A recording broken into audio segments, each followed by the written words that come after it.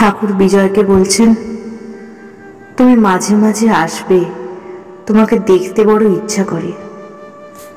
বিজয় বলছেন, ব্রাহ্ম সমাজের কাজ করতে হয়, তাই সদা সর্বদা আসতে পারি না, সুবিধা হলে আসব। ঠাকুর বলছেন, দেখো, আচার্যের কাজ বড় কঠিন। ঈশ্বরের সাক্ষাৎ আদেশ ব্যতি রেখে লোকশিক্ষা দেওয়া যায় না। যদি আদেশ না পেয়ে উপদেশ দাও, লোকে শুনবে না, সেই উপদেশের কোনো শক্তি নাই। আগে সাধন করে বা যে কোনো রূপে হোক ঈশ্বর লাভ করতে হয়, তাঁর আদেশ পেয়ে লেকচার দিতে হয়। ও দেশে একটি পুকুর আছে, নাম হালদার পুকুর। তার পাড়ে রোজ লোকে বাহ্যে করে রাখত। সকালে যারা ঘাটে আসতো তারা তাদের গালাগালি দিয়ে খুব গোলমাল করত। গালাগালে কোনো কাজ হতো না। আবার তার পরদিন পাড়েতেই বাজছে। শেষে কোম্পানির চাপরাশি এসে নোটিশ টাঙিয়ে দিলে যে এখানে কেউ ওরূপ কাজ করতে পারবে না, যদি করে শাস্তি হবে।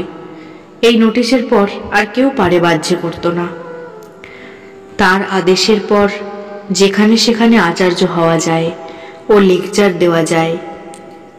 যে তার আদেশ পায় সে তার কাছ থেকে শক্তি পায়, তখন এই কঠিন আচার্যের কর্ম করতে পারে। এক বড় জমিদারের সঙ্গে একজন সামান্য প্রজা বড় আদালতে মোকদ্দমা করেছিল। তখন লোকে বুঝেছিল যে ওই প্রজার পেছনে একজন বলবান লোক আছে, হয়তো আর একজন বড় জমিদার তার পেছনে থেকে মোকদ্দমা চালাচ্ছে। মানুষ সামান্য জীব, ঈশ্বরের সাক্ষাৎ শক্তি না পেলে আচার্যের এমন কঠিন কাজ করতে পারে না। বিজয় বলছেন, মহাশয়, ব্রাহ্ম সমাজে যে উপদেশাদি হয় তাতে কি লোকের পরিত্রাণ হয় না? ঠাকুর বলছেন, মানুষের কি সাধ্য অপরকে সংসার বন্ধন থেকে মুক্ত করে? যাঁর এই ভুবনমোহিনী মায়া, তিনিই সেই মায়া থেকে মুক্ত করতে পারেন। সচ্চিদানন্দ গুরু বই আর গতি নাই। যারা ঈশ্বর লাভ করে নাই, তাঁর আদেশ পায় নাই, যারা ঈশ্বরের শক্তিতে শক্তিমান হয় নাই, তাদের কি সাধ্য জীবের ভববন্ধন মোচন করে? আমি একদিন পঞ্চবটির কাছ দিয়ে ঝাউতলায় বাহ্যে যাচ্ছিলাম। শুনতে পেলুম যে একটা কোলা ব্যাঙ খুব ডাকছে। বোধ হলো সাপে ধরেছে। অনেকক্ষণ পরে যখন ফিরে আসছি তখনও দেখছি ব্যাঙটা খুব ডাকছে।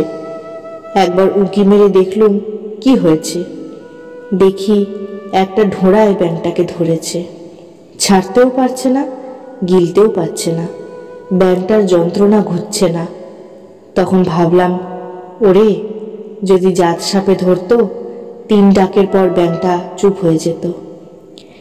এই একটা ঢোড়ায় ধরেছে কিনা, তাই সাপটারও যন্ত্রণা, ব্যাঙটারও যন্ত্রণা। যদি সদ্গুরু হয়, জীবের অহংকার 3 ডাকে ঘোচে। গুরু কাঁচা হলে গুরুরও যন্ত্রণা, শিষ্যেরও যন্ত্রণা। শিষ্যের অহংকার আর ঘোচে না, সংসার বন্ধন আর কাটে না। কাঁচা গুরুর পাল্লায় পড়লে শিষ্য মুক্ত হয় না।